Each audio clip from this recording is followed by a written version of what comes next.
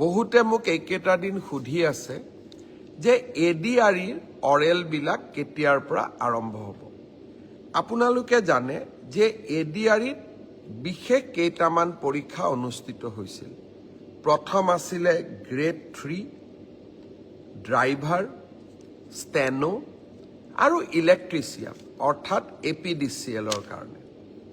আজি আমি সিদ্ধান্ত লৈছোঁ যে গ্ৰেড 3ৰ কাৰণে কম্পিউটাৰ টেষ্ট, ড্ৰাইভাৰৰ কাৰণে ড্ৰাইভিং টেষ্ট, ষ্টেনোৰ কাৰণে ষ্টেনোৰ ব্যৱহাৰিক টেষ্ট আৰু ইলেক্ট্ৰিচিয়ানৰ কাৰণে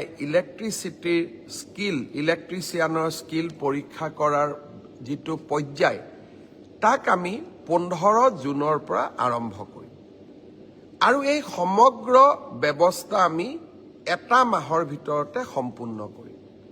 ঠিক তেনেকৈ চতুৰ্থ বৰ্গৰ পৰীক্ষাত পাছ কৰা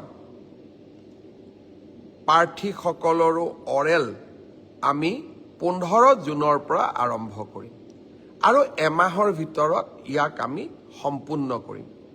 অলপ আজি বা কালি বা পৰহি ৰাজ্য চৰকাৰে আপোনালোকক আনুষ্ঠানিকভাৱে দিন আৰু বাৰ আপোনালোকক জনাব।